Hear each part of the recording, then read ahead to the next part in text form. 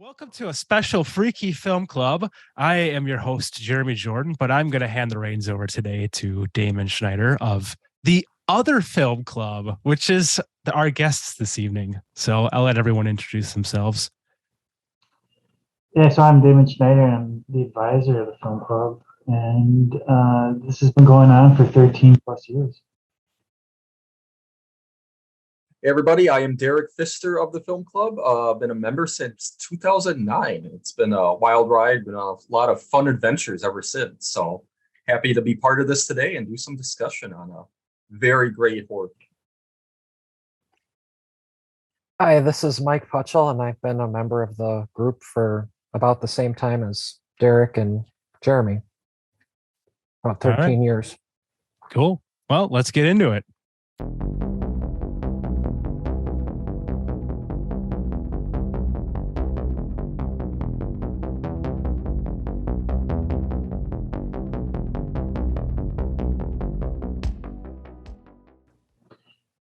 So the film starts with the neon sign that says Motel Hello, and then the O blinks out, so it just says Motel Hell.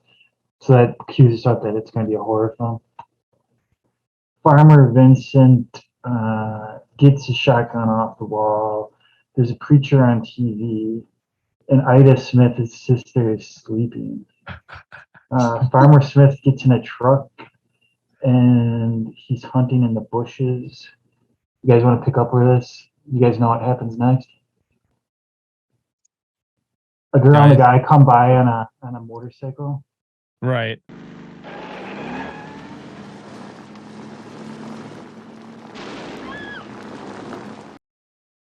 And then Farmer Vincent hauls their bodies into his truck. The girl is still alive. So what did we think about the girl? And what is the girl's name? Terry, who is played by Nina Axelrod. Yeah, Terry, Nina Axelrod, yeah. Who doesn't seem to have a lot of work. No, like I think after this movie, she's like, I think that was good enough. Yeah, I peaked. She was great. I thought she was awesome, actually. But I don't want to weigh in too much because if I'm going to spoil stuff. So yeah, and so Farmer Vincent is played by Rory Calhoun. Nancy Parsons plays Ida Smith. Sheriff Paul Link is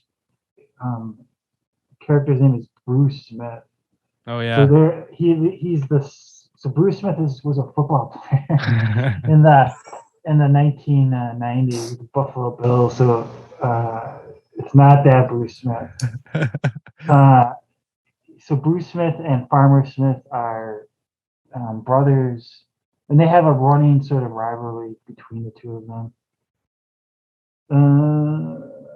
And yeah, so Nina Axelrod plays Terry. Wolfman Jack is Reverend Billy. And then Elaine Joyce Edith Olsen. Yeah. So the girl is still alive. What were you gonna say? The girl is still alive, and he decides to sort of, I guess, fix her up from her wounds.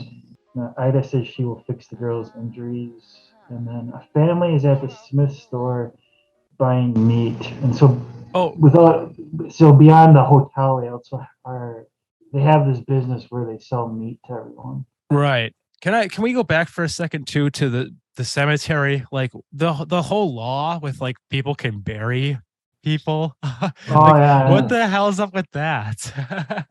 So apparently in this town, you can't, if someone dies, you can bury them just on your own. And the cop was like extenuating circumstances or something. Some weird phrasing. I don't know. Right. Bizarre. Just had to write that in there, I guess. Yeah. So they're selling they're selling meat, and everyone seems to like meat. And there's two twin girls who are clearly it's sort of a rough. No, The Shining was 1980, so I think that was before this film, right? Wasn't it the same year? This year was for The Shining. So they were both 1980. Yeah. All right. Yeah, So The Shining was 1980. because when I saw this, I'm like, clearly they're trying to make these girls look like the girls from The Shining, and they're playing Literally the outside same store. year. Huh. And they walk back to where the meat is prepared, and then two pigs come off the production line, and Ida Smith wearing a pig's head jumps out to scare the girls. You know what I was really surprised Great. about? I mean, like when you see the cover for this film, you think it is literally going to be a slasher film, but it Yeah. really isn't a slasher film. I agree. It's Yeah. like more the it's like more or less like, oh, they're like killing these people to almost turning them in, like, okay, they're putting them in the ground and putting stuff in their heads and Right. prep for, turn them into jerky.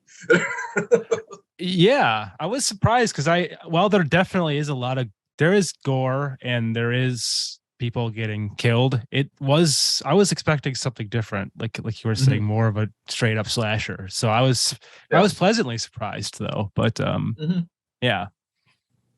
This was one of the, I think you mentioned this, Jeremy, in a previous episode, where you used to like to look at the VHS boxes of the horror films. I remember this one distinctly as a kid, like when shopping centers where you would get groceries, they would also rent out movies, like in the, sort of before video stores. And like I would, I'd go to the horror section. I would just, be mesmerized by the boxes. Nice. So so the girls, they get scared, they run out, and they tell their parents. They get into their vehicle and roll up the windows, and then Farmer Vincent screams at them to be quiet. Oh yeah. That's awesome. Yeah. All right. So then the next scene, Farmer Vincent is using a tractor. He opens up a gate covered in shrubs and then closes the door. So it's kind of an ominous kind of setting. There's something going on in the secret garden. And in my notes, I labeled it Secret Garden, and they later refer to it in the film as the Secret Garden. And then a police car pulls up. The sheriff is Farmer Vincent's brother, Bruce Smith. The sheriff comes into the Smith store and rings the bell for service. But so we don't know that they're related at this point. And then Ida Smith jumps on the sheriff as a joke. So what did you think of that? Oh man. Okay. So I got way ahead of you guys by talking about the burying stuff, right? We didn't even get there. Okay. Yeah, this is so it's supposed to be sort of like, we think that Ida Smith is maybe going to kill the sheriff at this point because we don't know that they're related. Okay, we'll plug that stuff in later. Yeah, that got me actually right away because I didn't know. And then Farmer Vincent tells her to stop. The woman is now awake and states that she wants to see her boyfriend. And the boyfriend's name is Hugo, you said? I think it's just Bo, isn't it? A Bo. Yeah. Yeah, that's the name. He's just labeled as Boy. Yeah. Farmer Vincent tells her he buried him at sunrise. And then the sheriff asks what is going on. Farmer Vincent describes the crash to the sheriff, and they all go to the cemetery to see the grave. Insert discussion about burial law. The sheriff Very controversial. Yeah. Sheriff seems to be attracted to Terry as well. Mm-hmm. Who wouldn't be? be? Yeah. And then Farmer Vincent is... She's beautiful. He's feeding pigs in the next scene, and an inspector comes to look at the pigs. So you remember this scene? Yes, I do. He gets a little nosy, and then Vincent just comes out and kind of intimidates him, and then he's like, "Your pig's hooves are infected. You better get them checked," and then just books it out of there. But he also sees the gate with the shrubs, and he starts to become suspicious over what's going on in that area. Ultimately, he falls into pig shit. Is that what you have it labeled down as or marked down as in your notes? Yeah, Big shit. Yeah. He becomes frustrated with this and drives away. So cut to it's now night and the pastor is on TV. So this is the pastor from the opening shot. The girl is watching, Terry is watching the TV. Farmer Vincent and I tell her she should stay and rest for a while. What did you think about that? That she seems to be okay with that idea. I mean, is that plausible? No. Not in reality, no. That seems absolutely insane. Like anyone in their Not right in mind reality. would be trying to get the hell out of there as quickly as It's possible. like, oh, this is very. I like this. It's like, no. If I was, if you like beside her, you'd want to be the one leaving, and like, if you want to stay, you can stay. I'm just leaving. Yeah. Unless she was just like a drifter. She was hitchhiking and her friend Bo wasn't actually not her husband at all. Yeah, so I guess we don't know any of her backstory really. Not much Yeah, at all. we no. don't. Farmer Vincent tells the girl that she's blessed for surviving, and she tells him that she feels good being there. So that's the explanation. She feels good. Terry then goes off to bed. The inspector comes back at night to investigate the shrub and the gate. He hears strange noises, and he starts to climb the gate. So now we're getting into the heart of the movie, over what Motel Hell is actually about. The inspector falls off of the top of the gate and begins looking around. He sees small burlap sacks moving and making noises in the ground. So this is like the heart of the movie, basically. Right. Yeah. And I did read that the filmmakers, they knew that they were making something really, really bizarre.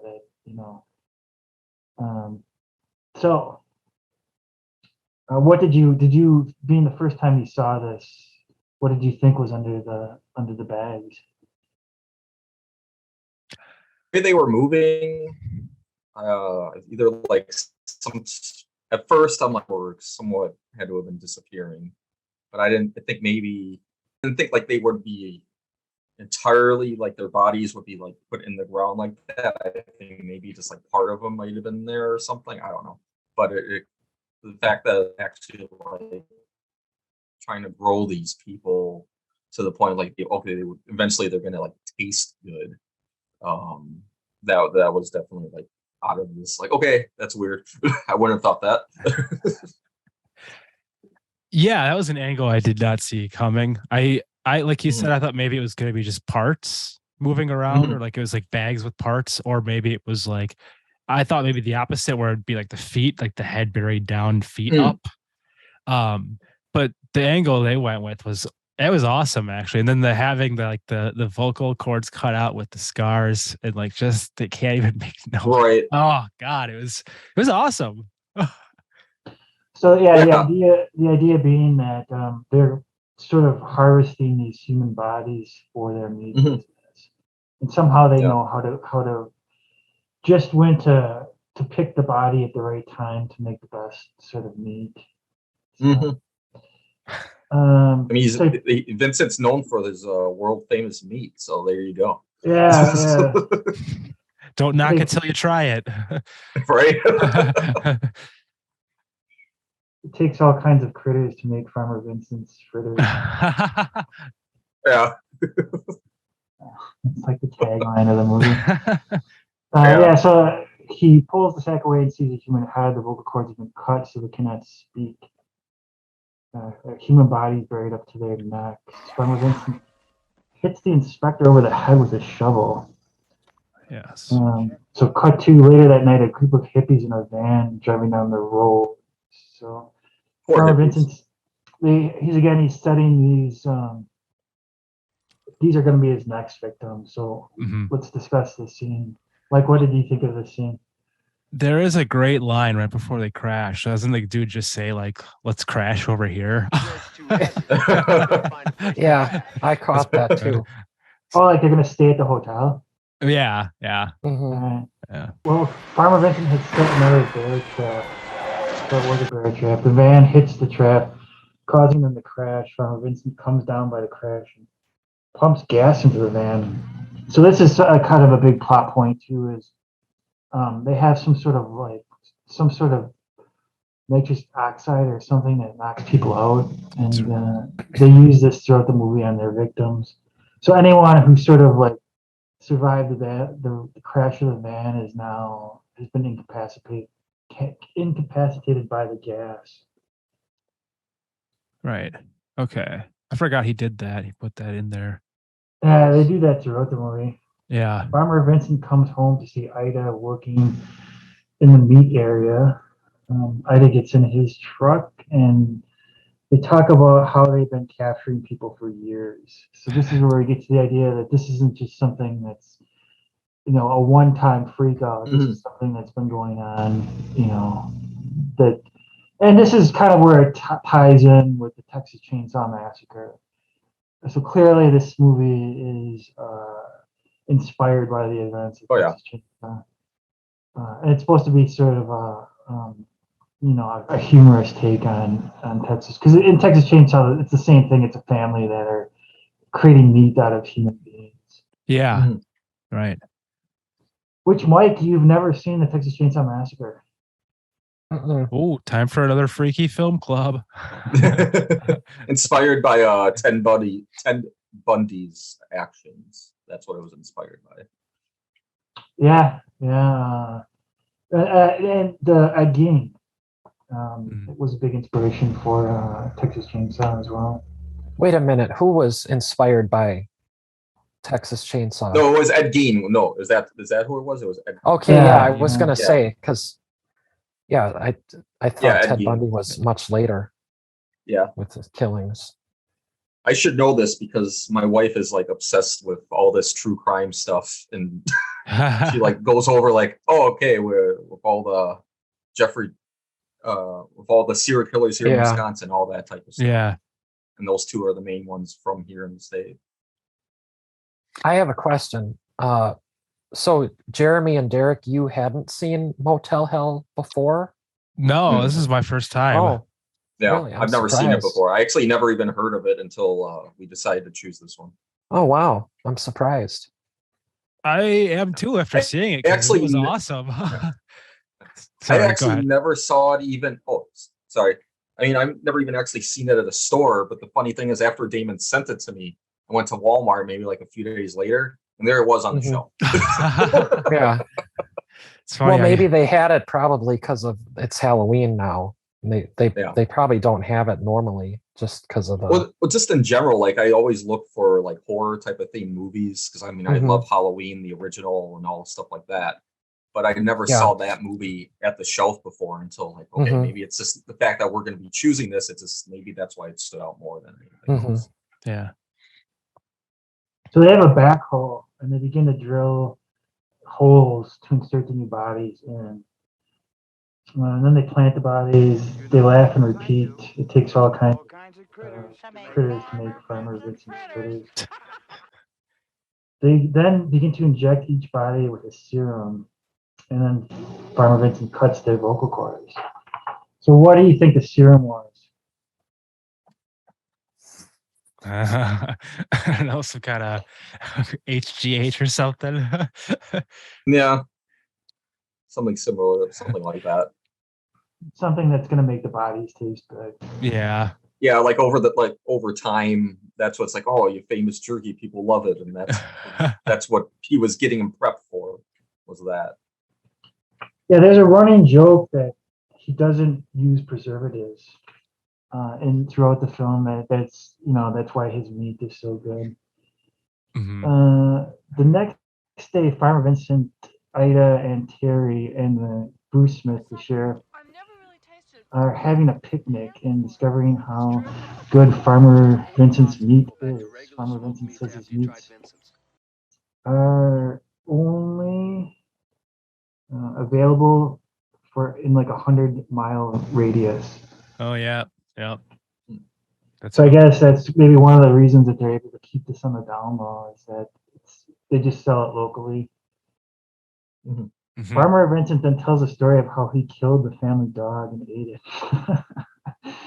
So again, this is Terry. Like you think that at this point Terry would just exit the film, because Yeah. Yeah. Ida and Bruce Smith, they're all family, so they think that's normal. But when you talk about Yeah. killing and eating a dog, you Oh, probably. Vincent. Yeah. Uh, Ida is about I mean, to what? tell Terry the secret recipe, and Farmer Vincent punches her in the gut. So do you remember that scene? Yeah. I mean, Yeah. what do you guys think of the Vincent character in this film at this point? Like with what he's been doing, like his attitude, his personality, and all that. There's a duality to him in that throughout the film, in that at one point he sort of is a ruthless killer, but then he's a businessman, and then on some level he seems to actually care for Terry. Hmm. So yeah, he's definitely a very round character. Mm-hmm. I mean, there was a point too, like when those two were in the same room together, and they were gonna. She's like, "Oh, sleep with me or whatever, have sex," but then he like denied. It's like, "No, we need to be married first." Hmm. Like, oh, I was not actually expecting that. Hmm. So I guess he watches the preacher on TV, and he takes that to heart. Mm-hmm. The sheriff then takes Terry for a walk. The sheriff and Ida,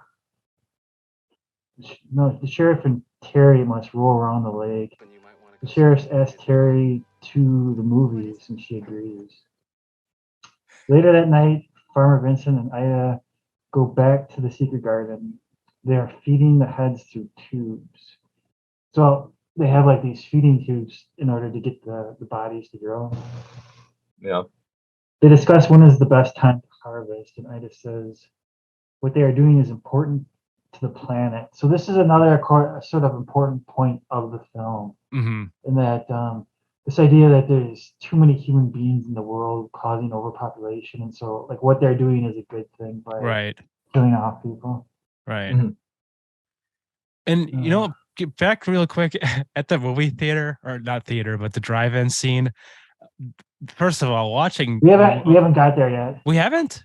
No, we haven't Oh, got I there thought yet. I thought you said they went on the date. Okay, I'm sorry. No, he agreed to go on a date. Oh, okay, I'm So sorry. she didn't. Yeah. My notes suck. I way off base. Okay, keep going. But yeah, apparently like Greta Thunberg she'd be all for this family's plan. So cut back to the sheriff and the girl. Oh, wait, so the sheriff drives the girl Terry to a makeout spot and puts his sirens on. This gets everyone to flee, and so this is one of the points where there's nudity in the film. Everyone's sort of had been naked, making out, and they run. The sheriff and the girl then Terry used binoculars to view the drive-in movie theater from a distance. So basically, what the sheriff calls into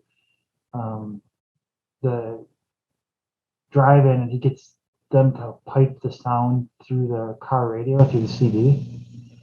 And what did you want to say about this, Jeremy? This makeout scene? I mean, how uncomfortable would that be to watch a movie the entire time through a pair of binoculars?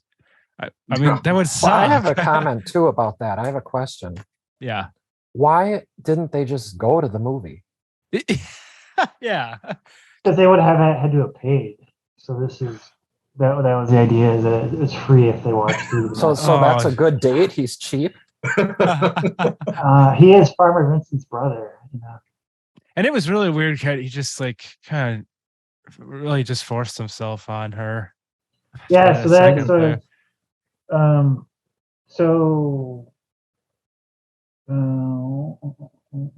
because I actually really liked that character until it happened.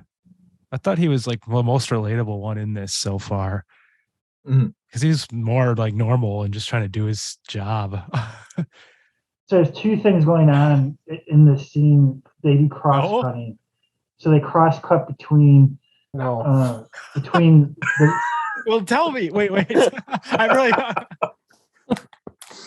Why not? Sorry, David. Well, I haven't been saying too much just because I thought that we were going to talk more about everything later. But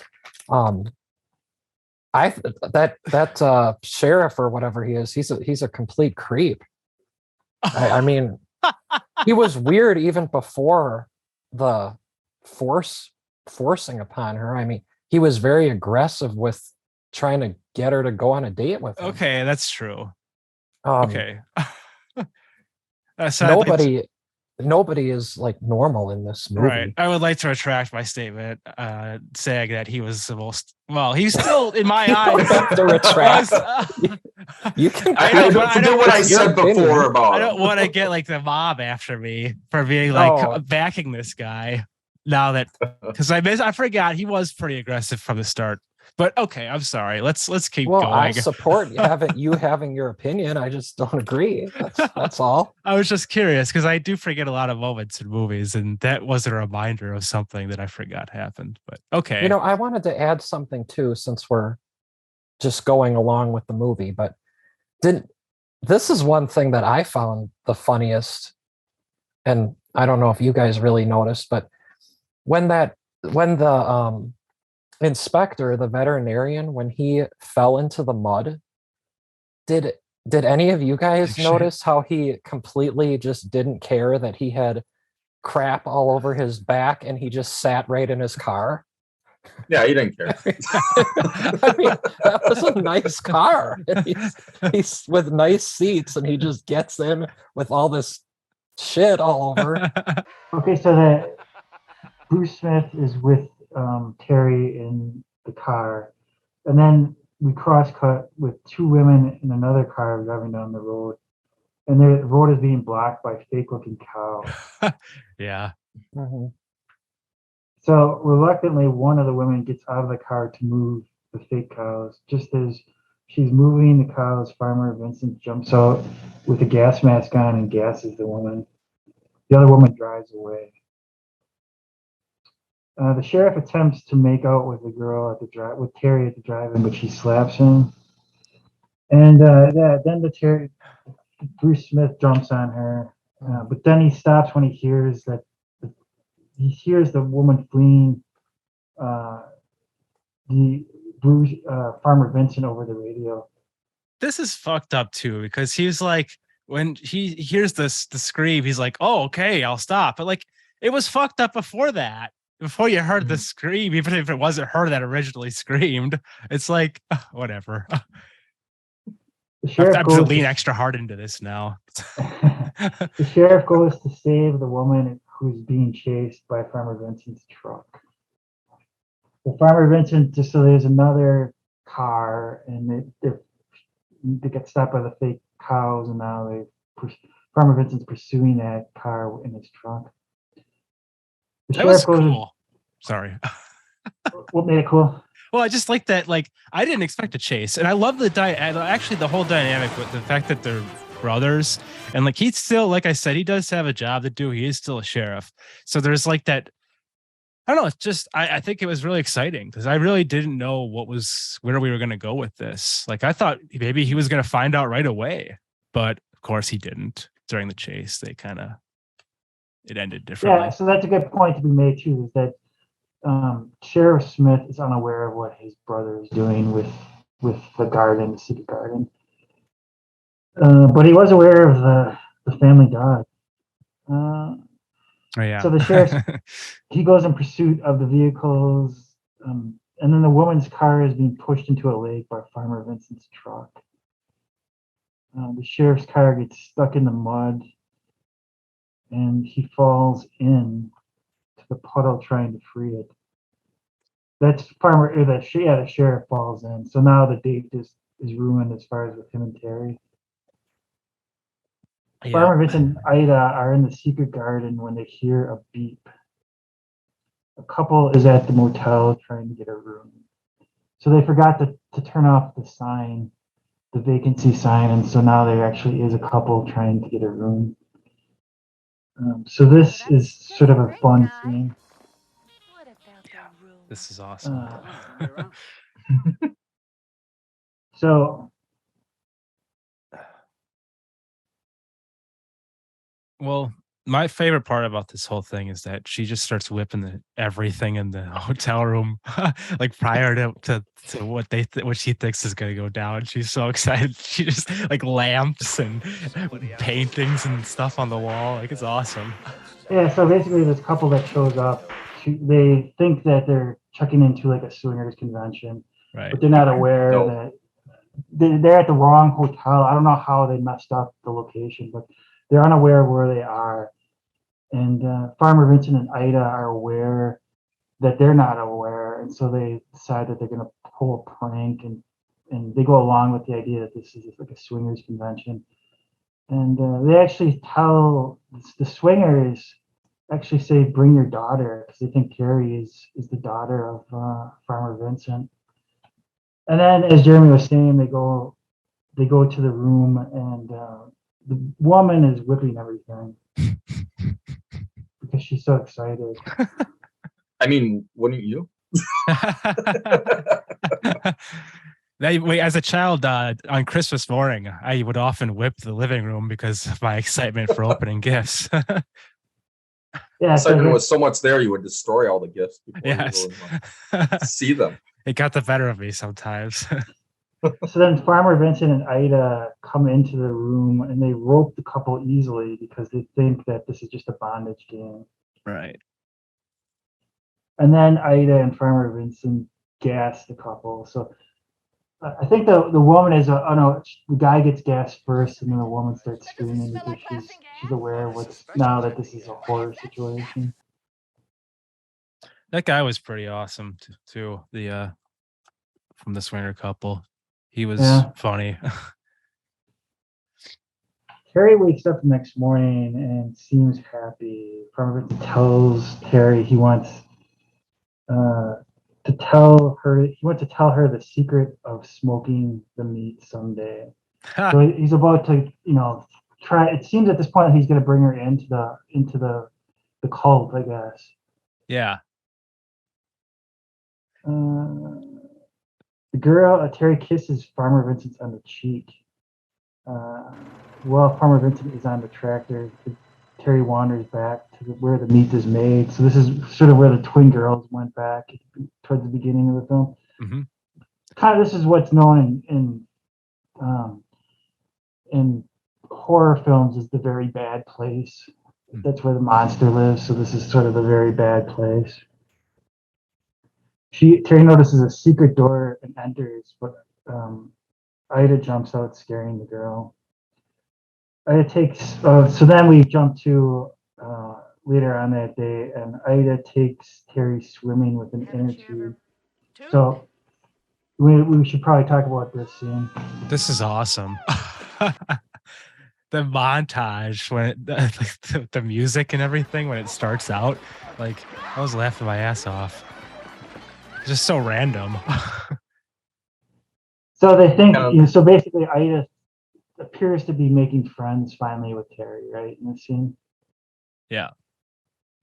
But what happens, Mike, do you remember what happens with what Ida does in the scene?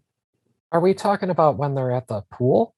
Yeah, when they're in the inner tubes. Oh yeah, she had a little switchblade or a box cutter, and she popped her inner tube and tried to drown her. Yeah, so both of the characters, Ida and Terry, they both remark that they can't swim. And so when Ida slashes her inner tube, Terry comes to rescue, but then Ida jumps out of the water, kind of like almost like Jason and at the end of Friday the 14th, just jumps on her, pulling her under, hoping to kill her. So yeah, this is one of the more dramatic scenes of the film for sure. Terry said she couldn't swim either. Yeah, they both remarked that they couldn't swim. Yeah. Convenient.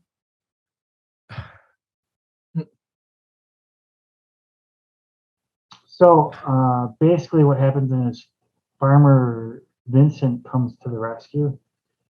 He jumps into the lake to save Terry, and Ida claims to Terry that the drowning was an accident. So this is another point in the film that her boyfriend has died just a day or two ago. She learns that this family has cooked a dog and ate it, and now she's almost been killed through this drowning. I mean, what are the chances that she sticks around at this point? Well, and if I'll add too, she was sexually assaulted. Yeah, by the sheriff. Yeah. I mean, that would have been like number one to get out of the area, but no, she still stayed stuck around. So it claimed that was an accident. So Farmer Vincent and the girl and Terry are now in the bedroom together, Granny's bedroom, and the girl expresses to Farmer Vincent that she's attracted to him by kissing his hands. Terry tries to have sex with Farmer Vincent, but he stops her, saying that they should be married first. So again, what did we think of this scene? Because this is kind of a key scene. Well, I mean, like what you were saying, it says a lot about our villain and now he's very he's well not like grounded. Yeah, he's not straight out just gonna go with whatever he wants. He like has morals too, and it shows like, oh, he has limits that he can only go up to. It's like, nope, like we can't do anything until we're officially like hooked together, tied the knot and all that stuff. So Terry asks to be alone at this point, and Farmer Vincent then goes to a preacher to begin the marriage process. He spots the sheriff in the car looking at a Playboy magazine. And, every time I think it's not going to be included in the notes, of course it is. I get so excited. They're detailed notes. Yeah. Great moment right here. So the preacher tells Sheriff Smith about the wedding, and the Sheriff Smith is very suspicious and jealous of the marriage, and he races to the motel to stop the wedding. So apparently, at this point, it's sort of a love triangle between Terry, Farmer Vincent, and the Sheriff Smith. They sort of you get the idea that they probably don't see too many girls around their parks too often. Right. Not on that side of the line.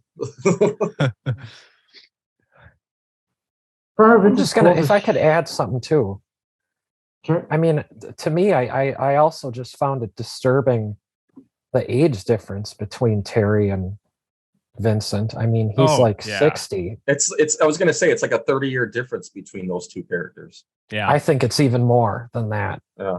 Yeah. I've been kind of holding my tongue a little bit with these morals that we're talking about that he has. But well, they're his own. They're his own. Yeah. Not the best morals, but there's something there. Yeah. Yeah, it's something, all right.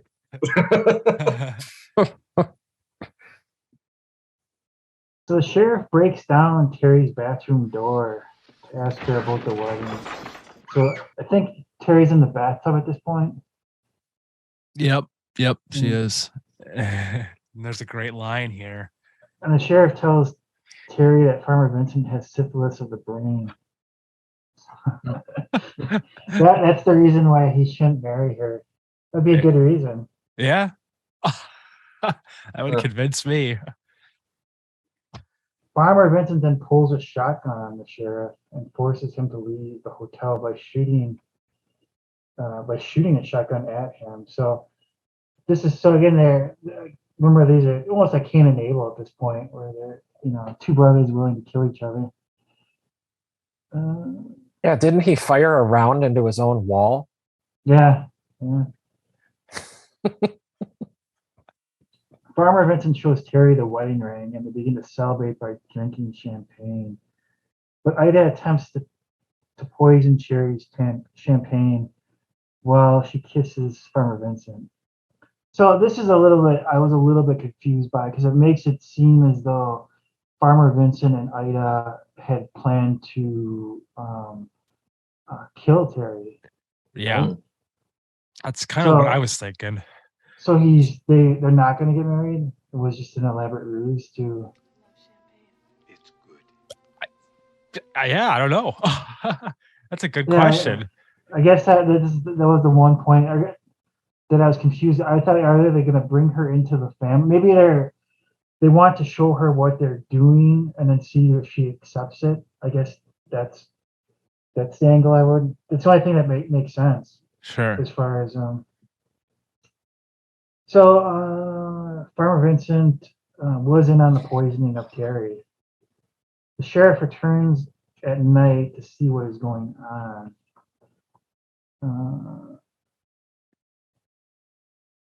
The sheriff finds a tire that has been sabotaged. So now he's starting to piece together what's been going on with these people that have been dying lately, and these screams he's heard over the CB.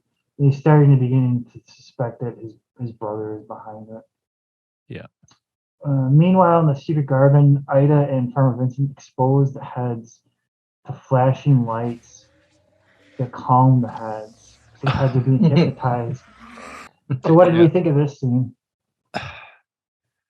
Pretty bizarre. Really random. I mean, I guess it was kind of like, I don't know. It was nice of them to do that. They didn't have to do that. They could have been just like, ah. But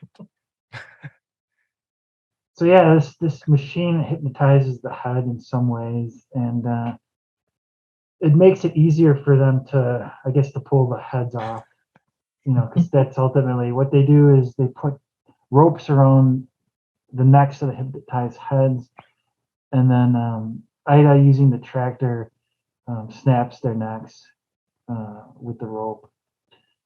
And then Farmer Vincent pulls the bodies out of the dirt for harvest. And Bruce Smith, the sheriff, finds the car from earlier pushed into the lake. And the sheriff then comes back to the motel at night while Ida and Farmer Vincent prepare the dead bodies for the meat process. The sheriff sneaks into the house to save Terry. One of the bodies in the secret garden is able to escape. So it seems as though that was Bo, right? yep. So That was Bo. the love interest of Terry from the beginning of the film apparently did not die. He was being harvested, and he somehow manages to escape out of the dirt. So the sheriff tells Terry what he has found and tells her that she may be in danger. Ida begins cooking the bodies in a giant pot. Ida then goes to the kitchen to get a snack. So this is kind of like a little plot point as to like the script wasn't is quite as tight as it should have been at that point. They just kind of had to invent a reason for her to sort of catch Terry and the sheriff together. A snack. Yeah, because Farmer Vincent, she wants to eat some of the body, and then Farmer Vincent's like, no. No. That's right. So the escape body, Bo, he begins to dig up the secret garden. So he's digging up the others that are still trapped and that are still alive. So at this point, it almost becomes like a zombie film. Yeah. I mean, by that point, all those characters are like zombies. Well, I can't speak, but I think they have their mental faculties still, because they begin to dig up bodies, begin to walk towards the hotel. Terry then spits on Farmer Vincent's face. So now I guess Terry is aware of what was going on, and she's aware of everything. Farmer Vincent kind of goes nuts at this point. What do you think? What are your thoughts on this scene? I mean, it's pretty wild. Guys, what do you think about that scene? It's normal. Normal thing. No. Well, it's the first time it's the first time in the film that Terry has actually responded like a normal human being. She spits in his face. Mm-hmm. I'm not remembering which like part kind we're of showing talking real about. restraint. Is this when she was in the butcher shop area and he caught her? or what? Yeah, my notes say Terry spits on Farmer Vincent's face. So yeah, I'm assuming that they went back to where the meat is made and saw that. Okay. I And think that's it when goes she back. really showed more restraint than she has like ever with that character. I think it goes back to get the sheriff when he's attacked by the dug up bodies. So that was kind of a cool scene. Basically, like it was basically it's a zombie film at this point where Ida is overrun by all the people who she had helped bury. Mhm. And I put down. It appears that the dug up bodies kill Ida, but we don't know that for sure at this point. And then Farmer Vincent tells Terry about what makes his meat, about how he makes his meat. So at this point, he's revealed that basically he's a cannibal. Right. Farmer Vincent tells Terry that he's doing the people he kills a favor because of the state of the world today. So again, this gets back to our the theme of going green, I guess. That the population is there's too many people in the world. Mm-hmm. And there are people who think that there's too many people in the world, and that there's even politicians that say that we shouldn't have kids because they cause too much pollution. So it's, in a way, the movie was ahead of its time on some of these concepts. That's what inspired Thanos to get the stones and snap his fingers. People are gone. Yeah. Farmer Vincent tells Terry that there are too many people in the world and not enough food. So he says this takes care of two problems at the same time. Terry is disgusted about the meat process, and she attempts to escape. While Farmer Vincent goes back to smoke the dead bodies. Farmer Vincent attempts to gas Terry, but then Bo jumps in through a window. So there's sort of like this glass window up top, and he comes through the roof. What did you think about that? How was Bo able to find where Terry was? Was that realistic or a little bit of a plot hole? Well, you figure there's only so much area to look, right? Eventually, you're gonna figure it out. Yeah. I don't know. You kind of. I don't know if the area where you're cooking human bodies that you would have a glass window. People just to look Yeah, in you from the wouldn't want outside. like people. You wouldn't want people like walk on by like, oh, look at that. That's okay. true. Yeah. Yeah. It's essentially Bo. That's how he discovers them, is through just looking through a glass window. Right. So Farmer Vincent chokes Bo to death and pushes him into the smoker. The sheriff wakes up. So Bruce Smith had been knocked out, and breaks into the back room, meat room. The sheriff finds Terry tied up and then begins to hear a chainsaw. So this is when we're starting to get, really close to the Texas Chainsaw Massacre, because at this point, Farmer Vincent is wearing the fake pig's head from the beginning of the film that jumped out to scare the two girls, and he's wielding a chainsaw. It's very much like Leatherface from the Texas Chainsaw Massacre. Yeah. So at this point, like the comedy is supposed to be, pretty obvious as to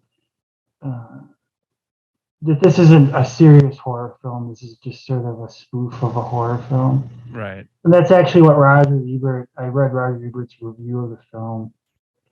And he actually gave it so Roger Ebert, I should state, is considered to be one of the big film critics of all time. He had a television show, I think it was called At the Movies, with Gene Siskel for many years. They're two Chicago-based film critics, and they would often disagree with one another. And that was kind of what made the show fun, was that they would disagree. But he's considered. He won a major journalism prize for his reviews, and so he's considered to be, a really well-respected film critic.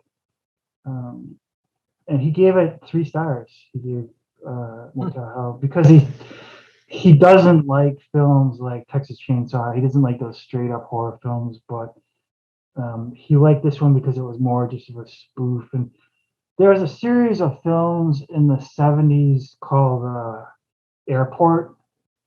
Is anyone aware of these films? Airport? Yeah. Airport. I've heard No. of them. Yeah, they won a lot of Academy Awards. Mhm. If you go on YouTube, you can watch the trailers for Air. They're like 5-6 minute long trailers. It was kind of weird back in the 70s that they would have trailers. So basically, and then like right around the same time, the Zuckers made Airplane, which was a spoof of Airport. And so basically, this film is a spoof of the Texas Chainsaw Massacre, at least according to Ebert. So what was everyone's thoughts when they saw Farmer Vincent come out with the pig head and with the chainsaw?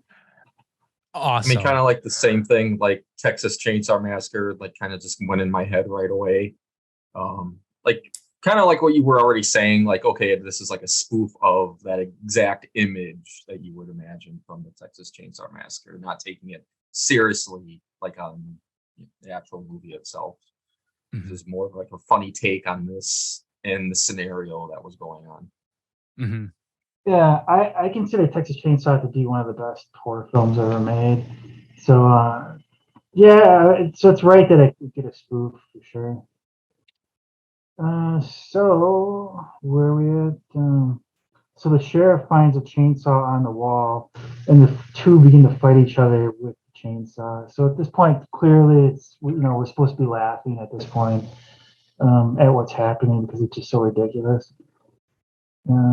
Their fighting accidentally causes the meat cutting machine that Terry is strapped on to come on, which endangers her life. So this is the classic trope that you've seen in films before, where like in a James Bond film, where someone's strapped to some sort of moving device that in a matter of moments is going to kill the person strapped to it. So it's supposed to set up a lot of drama. Terry wakes up and realizes she is about to be cut off. The sheriff is able. The sheriff is able, wielding his chainsaw, he's able to stop the machine just in time, so just before Terry is killed. And he's also mortally wounded Farmer Vincent with a chop to the side. It's not a knockout blow, but he's going to bleed to death clearly at this point. Yeah. And then Farmer Vincent tells the sheriff that he can have the motel and the secret garden in his dying words. Yeah, just go right and have it. You can continue. It's no problem. And then Farmer Vincent says that he's been a hypocrite his entire life because he actually has been using preservatives in his meat. And then those are sort of his dying words. Is that and so clearly that's supposed to be a big laugh. That was funny. That did get me. Terry and the sheriff then find Ida buried upside down back in the secret garden. So Ida, her feet are sticking out of the ground instead of her head. So I guess maybe she's gonna die because of lack of oxygen.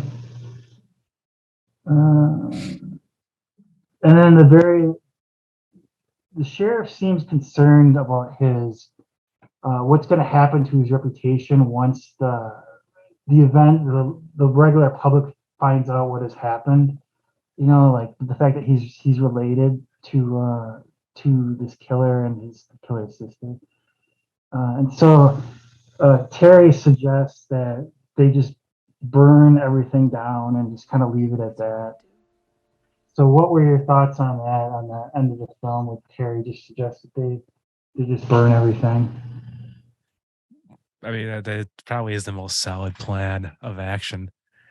And I was happy to see that it actually seemed to all work out for for the two people. For some people. Sometimes it doesn't. And yeah, I think that that's what I would have done too, is just burn that place to the ground and then got out of town and started a new life. And maybe not gotten so handsy in the future. Yeah, so I don't know what's going to happen with Sheriff Smith because he's, I guess, still the sheriff of the town. He's going to just have to sweep everything under the rug and pretend, a fire wiped out his brother's place and everyone just died. Maybe you can get some insurance money from that and just move to Mexico or something. Yeah. Derek, your light has gone so dark that it looks like. I know, it looks kind of creepy, doesn't it? Yeah, those horror films from a few years ago where it was all like sort of on Facebook where the killer was. Oh yeah. It got dark here really quick. Just like in Seven Bridges. Yeah, that was really quick too. I mean, like how Mike, when you were saying when we were out there, like it's dark there where we were, but back home it was still light out. Yeah. I had a question. What was the very last shot of the film? I don't remember. Like I think it was of the sign. It was of the hotel sign. Oh, it explodes. That's right. Yeah. It blows up. Yeah. But then, so Terry, where did she go? It's the sound of an explosion, but I don't think we actually see an explosion. We just hear that. Oh no, okay. There is. We do say that we see it. It does explode. The sign does. Yeah, I thought I remembered seeing it explode. Yeah. But then, where does Terry go? I can't. I watched this like a month ago. It's never said. The explosion occurred and it's never said. It's okay. Okay. We're just left to decide ourselves on what happens with the characters. Do we think after all this that the sheriff has any chance yet with Terry?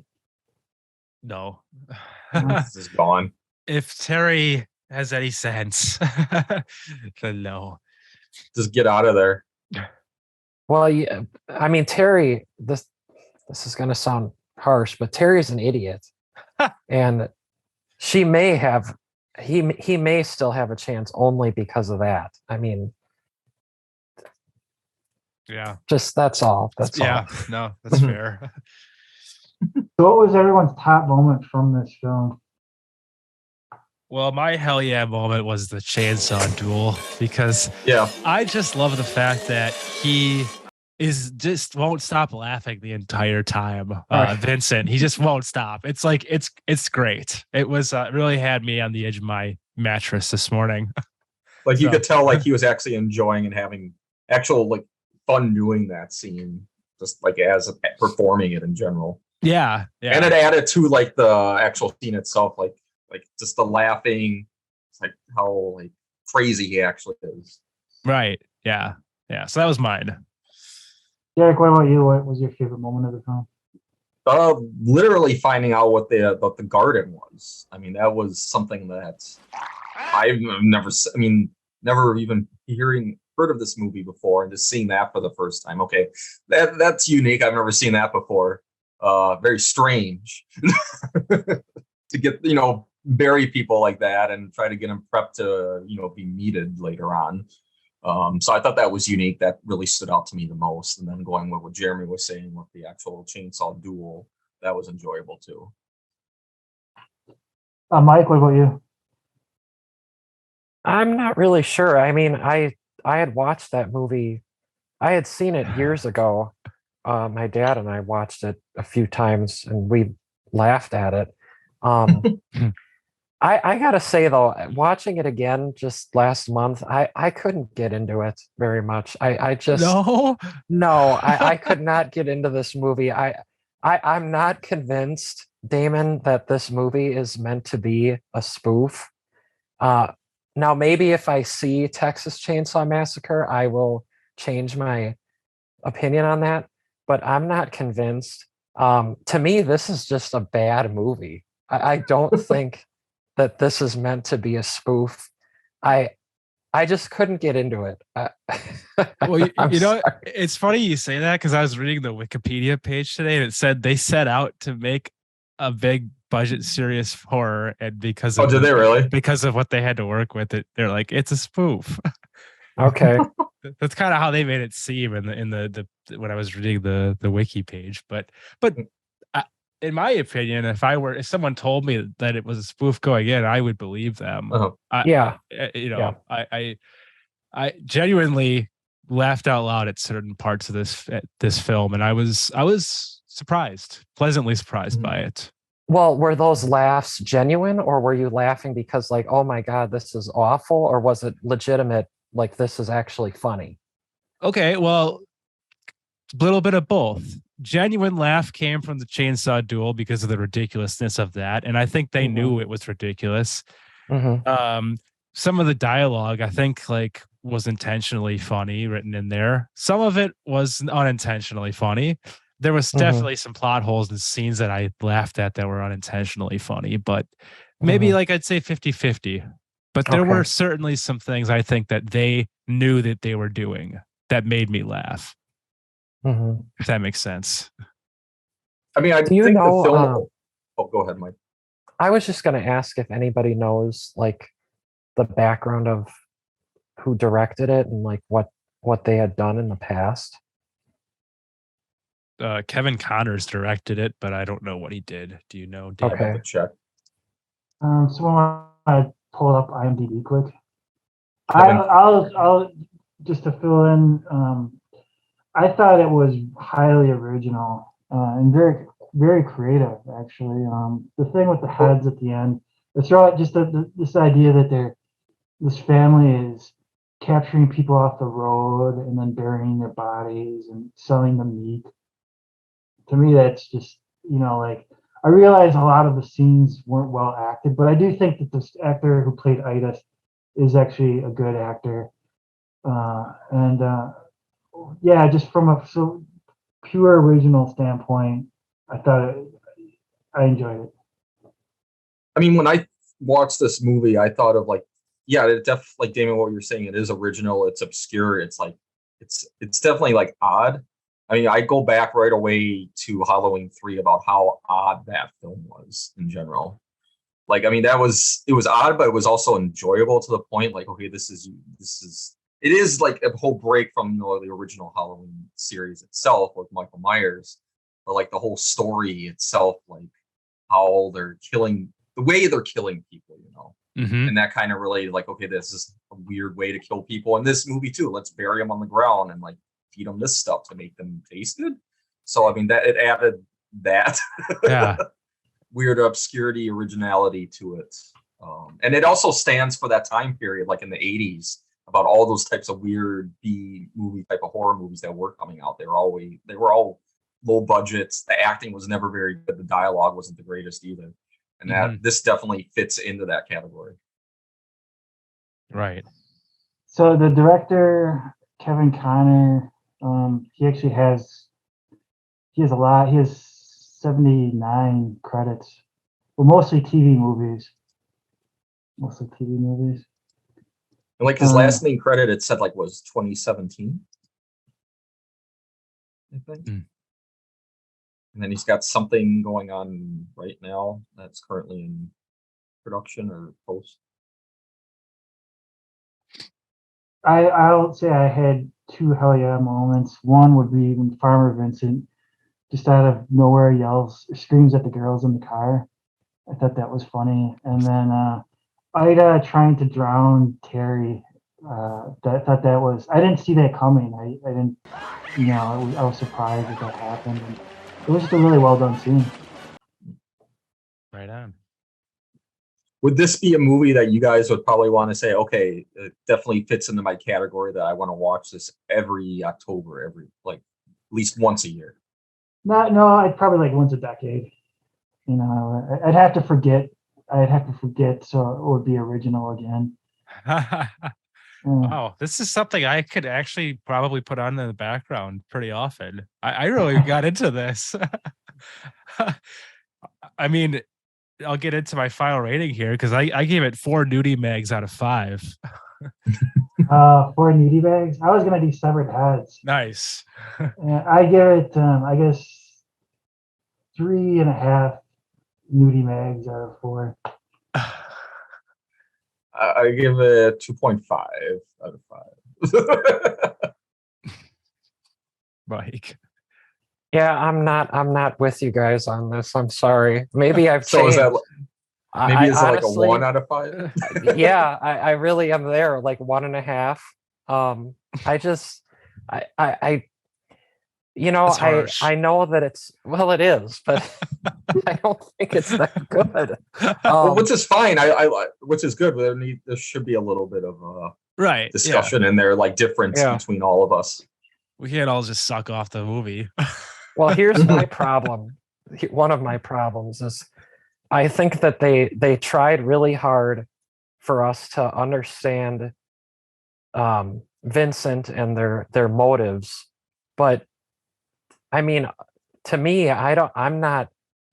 He's still just a straight up psychopath. I feel like they're just justifying their desire to terrorize people, and then it's not like they made the comment about how there's a hunger problem. Well, okay, so at the same time, you're going to be a capitalist and make a lot of money off of these people. Right. Maybe I'm thinking too deeply about these things. But No, that's Mike, what did you like Rob Zombie's films? I haven't seen those. No, So you never saw The Devil's Rejects? no. What about Jeremy? What are your thoughts on The Devil's Rejects? Good film. I dig it. Yeah, I would say that would be one of my top 4 horror films, along with Texas Chainsaw Massacre. So it might be the case that it's just we have a darker sense of humanity. So we like to see really strange, twisted things. The Devil's Rejects launched Rob Zombie's career, right? No, he did The House of a Thousand Corpses. Okay, that's okay. Yeah, that was before. That's the first, yeah.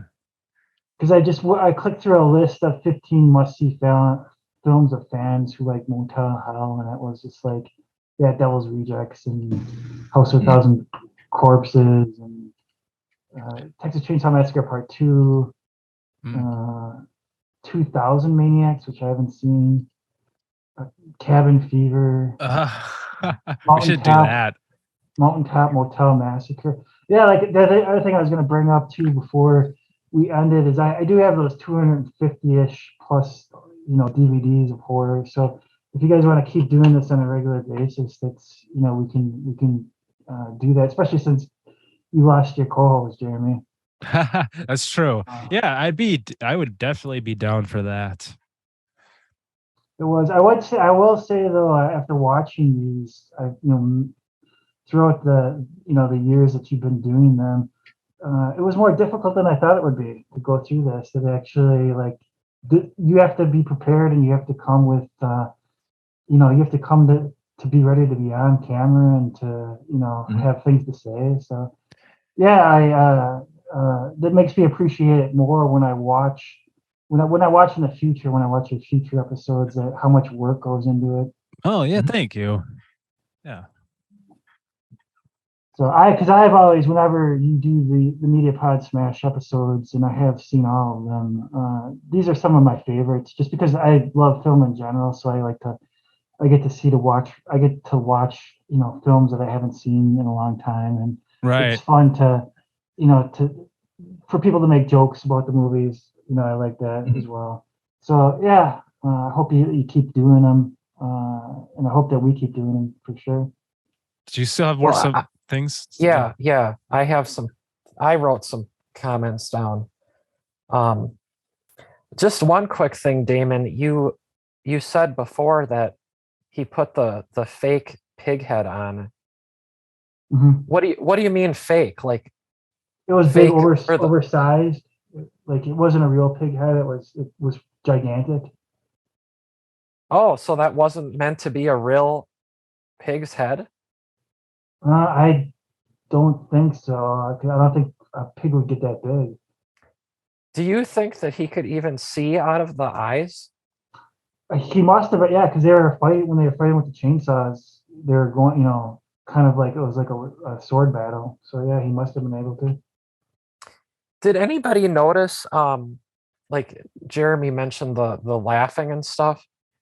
Didn't it sound like the laughing wasn't even like coming from him?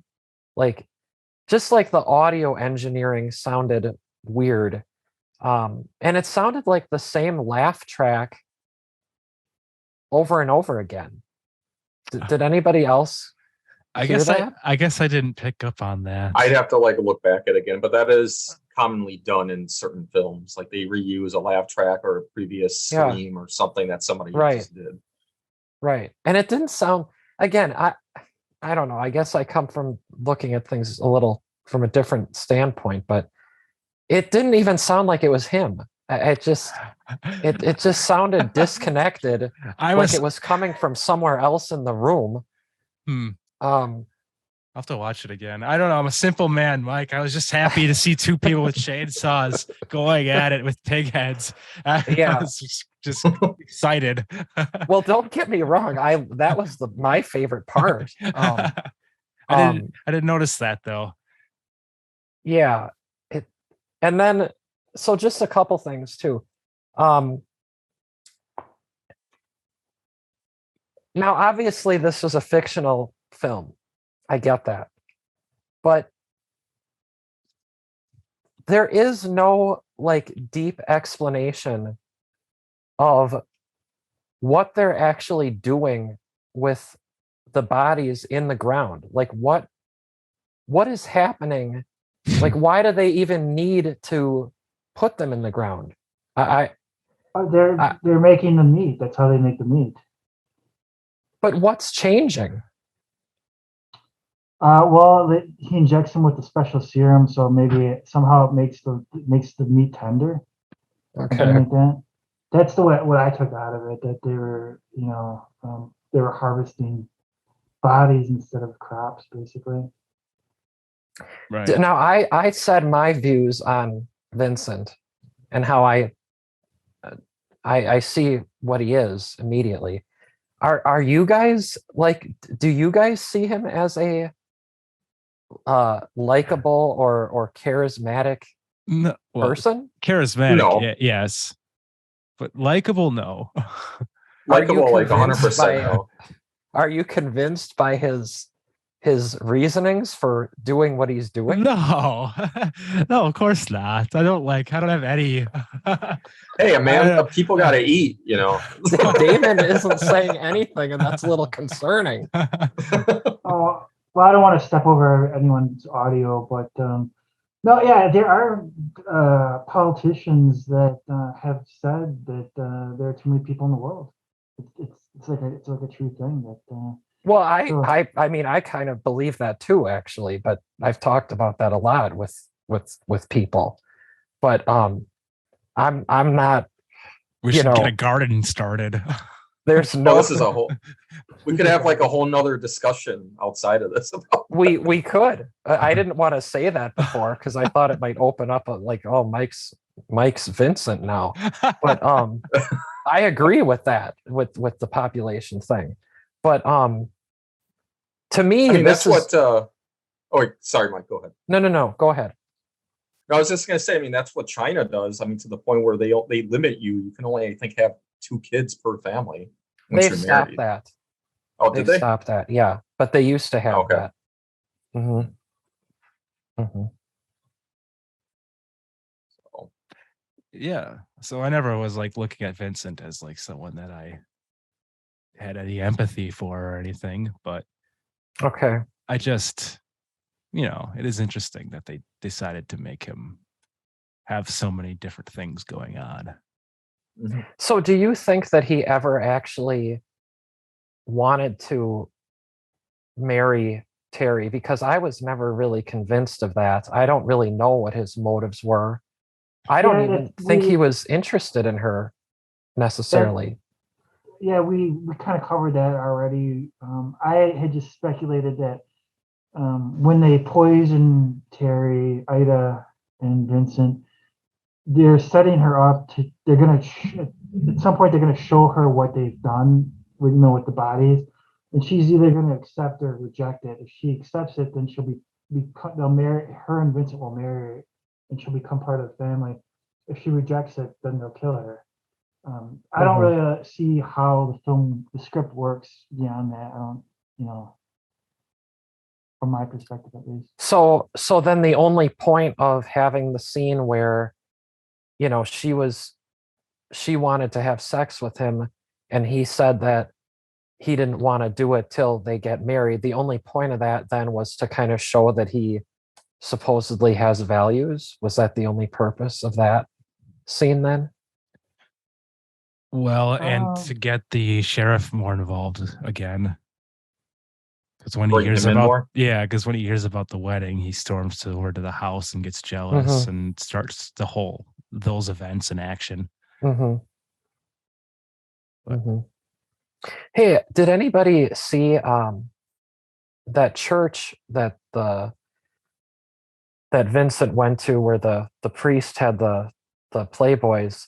Did anybody see the name of that church?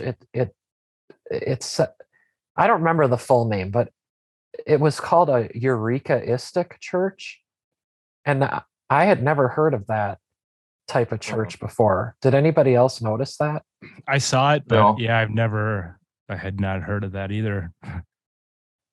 Yeah, No, not at all. Look into that. I mean, there's certain details I probably have to go back and rewatch it a second time. Because I mean, like Mike, what you were saying, you watched it like a month ago. I think I watched it like three-ish weeks ago. Was that filmed in California? I don't know. Damon, do you know if that was filmed in California, or they made that film? I do not know. It looked like California. Yeah. Yeah, the pig's head is. I don't know if it's supposed to be real or not. It's hard to tell. Yeah. I'm looking at a photo now, and I guess it doesn't. I guess it's possible. It could have been an actual pig. Pigs can get big. Yeah. Yeah. It's possible. Yeah, Mike. It was filmed in California, Sable Ranch. Okay. California. So. I love that you can buy replicas of this pig mask. It's pretty great. Hey, I have another question. What's that? Well, I was just wondering, I was going to ask all of you, have any of you ever stayed in a motel like that? Like that, not that, what they're doing, but just that type of motel. Closest I ever came to was those ones they bought for the what's that place in the Dells? I don't know. Mount Olympus, I think. They bought up all those other motels, and yeah, those are like all the excess rooms. So it's like and they look like that though, where the door opens up to outside. Yeah. Because that's like Bates Motel. The same vibe. Right. Right. So other than that, no. What about you guys? No, I mean normally, I remember as a kid a lot traveling with my family. It'd be like Motel 6, so pretty small, the standard ones. I have, and I'll say that they are creepy. That those types of motels are the reputation they have in movies. There's a reason they have that reputation, because there's weird people. My dad and I stayed in one, not intentionally. It was kind of accidental. We didn't know that it was going to be like that, but yeah, it was kind of run down, not in a real great neighborhood. I didn't know this at the time, but there were these women hanging around that my dad told me later were prostitutes. So those types of places do have that kind of shady reputation and get kind of odd clientele. Sure. Yeah. Like rest stops. Yeah. Damon, did you ever stay there? No, not really. Not in a hotel like that. No, Mm-hmm. I'd probably just Did you- spring a little bit extra money for a better. But I Did did you guys when I was feel in like Europe. When I was in Europe, I stayed in some kind of some shady. We were in this town in Germany, and there was this flyer. My friend Rick and I walked up to it. As soon as we picked up the flyer, this guy in this car rolled right up to us. He's like, "Hey, get in the car, get in the car." What's going on? And so we get in the car and he drives us to his hotel because that's how desperate they were for clients. He would have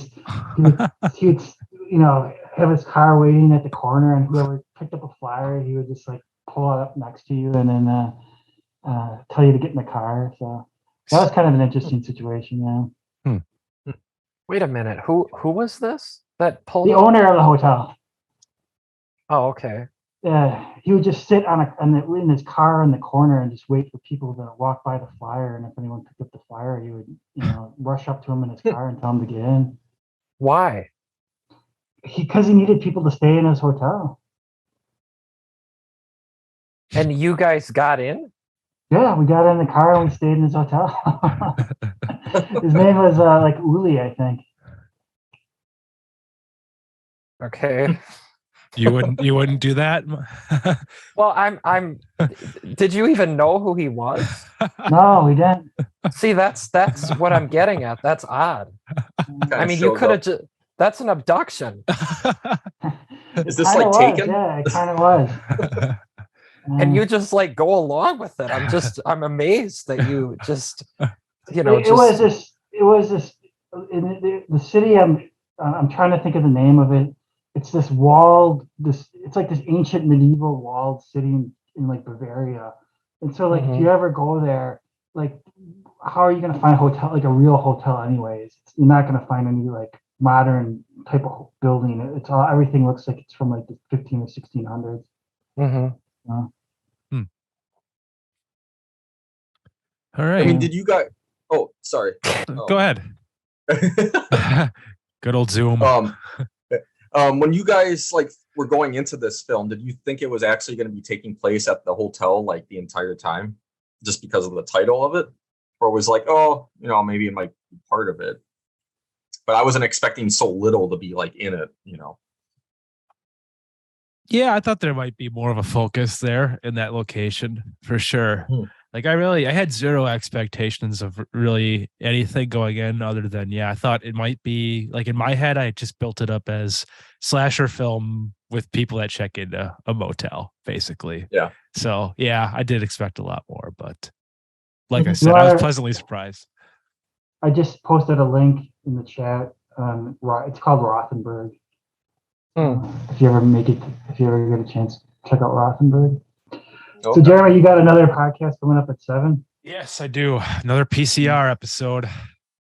Doing a Halloween bracket. So we'll have to wrap this up tonight. But thanks for being on, guys. Thanks for having us. Thanks for having us. Absolutely. Yeah, it was fun. We'll have to do it again soon.